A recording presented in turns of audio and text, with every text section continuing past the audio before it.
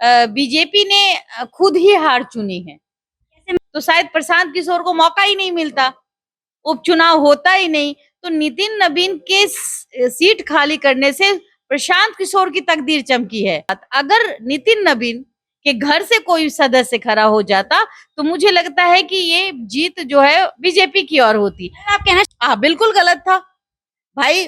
चोमू मोमू को आप बैठा दीजिएगा तो चोमू मोमू उससे तो जनता नाराज होती है ना, बिल्कुल नहीं बना सकती, और पढ़ी लिखी जनता को तो और नहीं बना सकती। अगर सही में किसी का बोलेंगे, कहते हैं कि नाश हुआ है तो वो आरजेडी का हुआ है।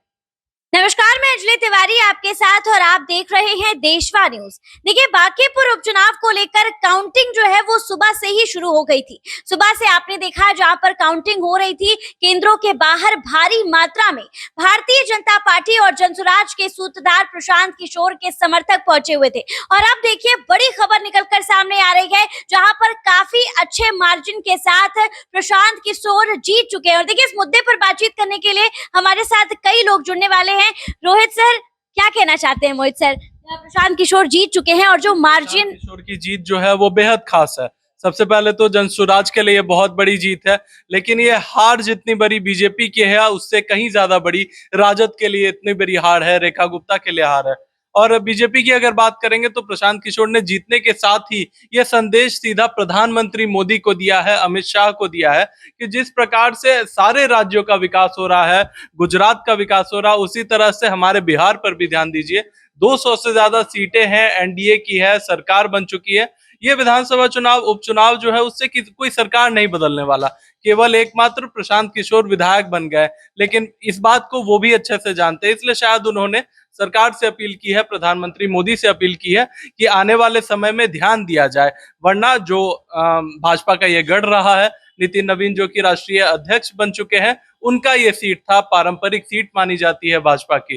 लेकिन ऐसे में जब प्रशांत किशोर इस सीट से जीते हैं, एक बहुत बड़ा संदेश भाजपा को गया है कि अगर आपने ध्यान नहीं दिया, अगर केवल विकास की बातें हुई, अगर जनता को नहीं लगा कि विकास हम तक पहुंच रहा है, तो वैसे में जनता दूसरा विकल्प देखेगी।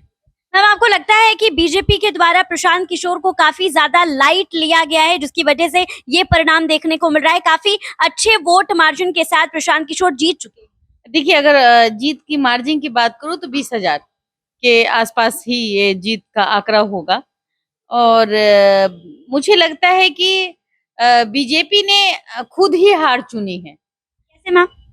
देखिए, जिस तरीके से नितिन नवीन, अगर नितिन नवीन होते तो शायद प्रशांत किशोर को मौका ही नहीं मिलता, उपचुनाव होता ही नहीं, तो नितिन नवीन के सीट खाली करने से प्रशांत किशोर की तकदीर चमकी है, बीजेपी की नहीं। और दूसरी बात मैं कहूंगी कि एक और बात, अगर नितिन नवीन के घर से कोई सदस्य खड़ा हो जाता तो मुझे लगता है कि ये जीत जो है बीजेपी की ओर होती। आप कहना चाहती हैं कैंडिडेट का सिलेक्शन गलत था? हाँ बिल्कुल गलत था भाई। चोमू मोमू को आप बैठा दीजिएगा तो चोमू मोमू उससे तो जनता नाराज होती है ना। ठीक है, आप पीछे से वाले शख्स को अगर आगे बैठाते तो उसकी काबिलियत होनी चाहिए, उसके बातों का एक मतलब होना चाहिए। अब किसी को बोलना ही नहीं आता है, क ख ग घ कर रहा है, और उसके बाद में जो उसके बाद जो देखिए प्रदेश अध्यक्ष है उसको काख में दबा करके घूम रहे हैं। तो ऐसे में जो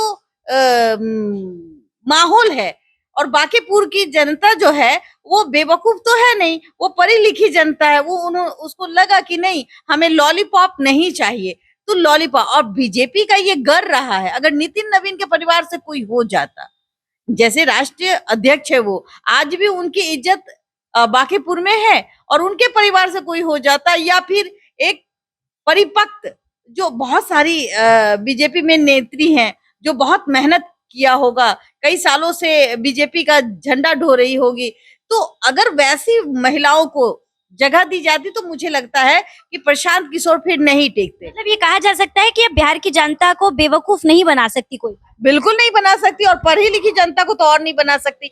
देखिए, यहाँ फायदा अगर बहुत ज्यादा का नहीं देख सकते कि 20,000 की मार्जिन है, और हम सबसे बड़ी बात कहेंगे कि अगर सही में किसी का बोलेंगे, कहते हैं कि नाश हुआ है तो वो आरजेडी का हुआ है। वो सीट ही खत्म हो गई। जो दूसरे नंबर की बात करती है रेखा गुप्ता। तो रेखा गुप्ता आज कहीं की नहीं रही, और कहीं ना कहीं MY जो समीकरण के तहत जो वोट है वो सीधे शिफ्ट हो गया प्रशांत किशोर को। और कुछ वोट, क्योंकि देखिए अगर वोट की बात करूं मैं, तो वोट पड़ा ही नहीं, वोट का परसेंटेज ही कम हुआ, लेकिन बीजेपी को फिर भी इतनी अच्छी मतलब एक बढ़त मिली, ये बड़ी बात है। लोग आरजेडी के खेमे में जितने भी लोग थे, MY समीकरण हो या फिर ब्राह्मण या कुछ लोग जो उससे जुड़े हुए थे, वो सीट जो वो वोट है वो प्रशांत किशोर को मिली। और ये जीत के प्रशांत किशोर अगर ये कहते हैं कि भाई बीजेपी को मतलब नरेंद्र मोदी को अगर वो समझा रहे हैं, तो इसमें कोई गलत बात नहीं है। नरेंद्र मोदी ऐसे शख्स हैं जो वो तुरंत समझ जाते हैं। हो सकता है कि एक छोटी सी भूल से बीजेपी को एक बड़ा सबब मिले और उससे वो सीखेगी और जनता को निराश नहीं करेगी। बीजेपी का अहंकार टूटा है।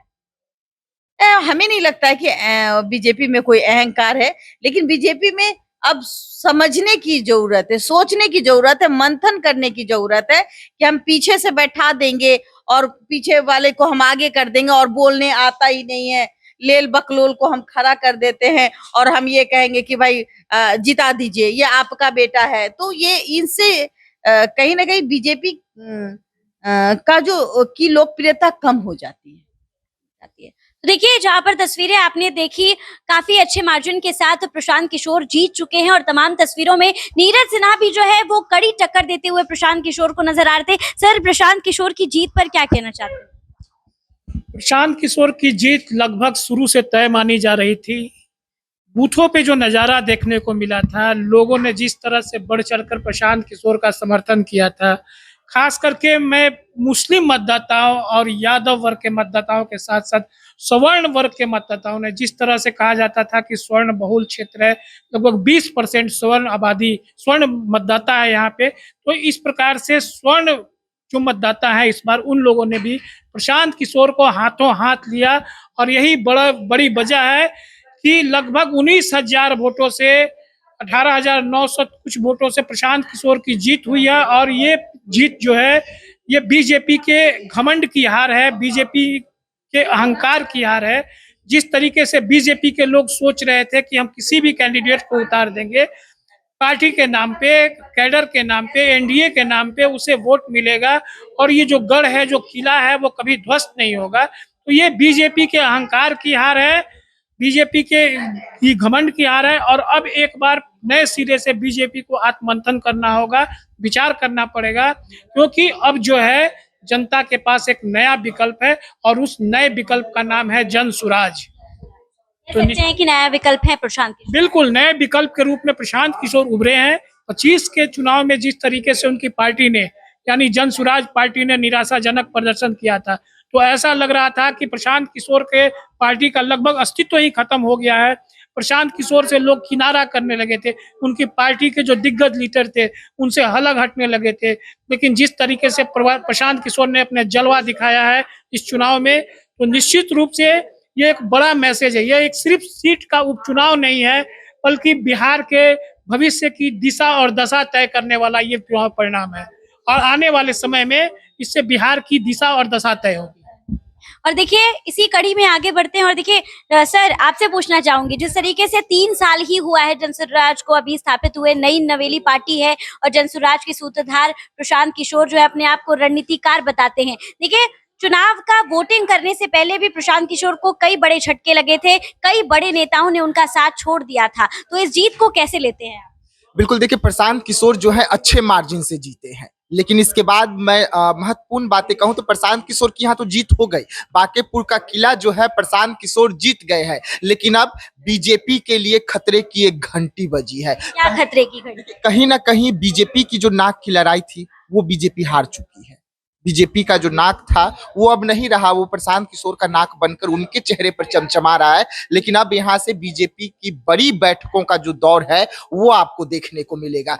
यहाँ से पटना से लेकर दिल्ली तक जो है वो रिपोर्ट भेजे जाएंगे और बड़ी बड़ी बैठक जो है बीजेपी करेगी, ताकि चिंतन मंथन करे और पीछे की वजह क्या रही कि आखिरकार उन्होंने बांकेपुर जैसा सीट जो उनकी पुश्तैनी सीट है उसे वो हार गए। तो यहाँ से बीजेपी कार्यालय की तस्वीर भी हम आपको दिखाए थे कि किस तरीके से भले ही सन्नाटा पसरा था, लेकिन अब से कुछ देर पहले तमाम जो बीजेपी के बड़े बड़े जो नेता है वो पटना वाले कार्यालय पे पहुंचे थे। लगातार जो है चिंतन मंथन चल रही थी, लगातार मॉनिटरिंग चल रही थी और इस सबके बीच में अब जो है बीजेपी बैठकों की दौर जो है वो चलेगी। एक लंबी बैठक चलेगी, रिपोर्ट तैयार होगा और उस रिपोर्ट को दिल्ली भेजा जाएगा और दिल्ली से कोई बड़ा निर्णय जो है बिहार बीजेपी के लिए आने वाला है। आपको क्या लगता है बीजेपी की हार के पीछे कौन सी प्लानिंग प्लॉटिंग जो है वो अधूरी रह गई, इनकम्प्लीट रह गई, जिसकी वजह से इतनी ज्यादा जो है उन लोगों को इतना कुछ वो करना पड़ा है? क्योंकि नितिन नवीन की सीट जो है काफी ज्यादा महत्वपूर्ण थी और इस सीट से इतना बड़ा लॉस होना जो है क्या कारण हो सकता है? देखिए, बीजेपी ने तमाम रणनीति जो बनाई थी वो बीजेपी के हित के लिए जाते, लेकिन ये इसलिए नहीं गए क्योंकि युवा वर्ग जो है नाराज था। युवा पीढ़ी जो है बीजेपी से नाराज था, और साथ ही साथ जो महिलाएं हैं जो घर संभालते हैं, जो आधी आबादी देश बिहार की है, वो भी नाराज नजर आए। क्योंकि 10,000 रुपए आपने देकर 25 में आपने उनका वोट तो ले लिया, लेकिन अब उन्हें समझ में आ रहा है जिस तरीके से महंगाई बढ़ा, जिस तरीके से तमाम गैस के रेट बढ़े, पेट्रोल के रेट बढ़े, डीजल के रेट बढ़े, ये सारे जो निर्णय थे केंद्र सरकार के वो भारी पड़ गया। और प्रशांत किशोर ने क्या कहा था कि बदलाव चाहिए तो हमें जिताइए, और बदलाव की ओर जो है बिहार की जनता बढ़ी है, बांकेपुर के लोग बढ़े हैं और यही कारण है कि प्रशांत किशोर पर उन्होंने भरोसा जताया। यानी प्रशांत किशोर को एक मौका दिया गया। बिल्कुल, प्रशांत किशोर को एक मौका दिया गया है और अब इस मौके को जो बांकेपुर की जनता ने दिया है, अब इसे प्रशांत किशोर अच्छे से भुनाएंगे। प्रशांत किशोर अब यहाँ से जो रणनीति तय करेंगे वो बिहार का भविष्य तय करेगा और अब प्रशांत किशोर यहाँ से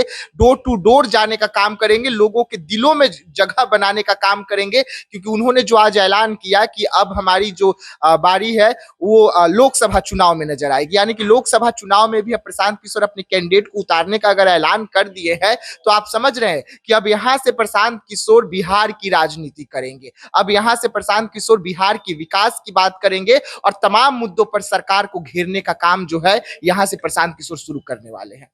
तो देखिए प्रशांत किशोर जो है वो काफी अच्छे वोटों के साथ जीत चुके हैं। गैपिंग जो है वो 19 वोटों की रही, जहां पर नीरज सिन्हा जो है वो पहली बार चुनावी मैदान में थे और प्रदर्शन काफी अच्छा था। फिलहाल इस खबर पे आपकी क्या कुछ राय है, हमें कमेंट के माध्यम से जरूर साझा करें और ऐसी तमाम खबरों के लिए हमारे साथ बने रहिए देशवा न्यूज पर।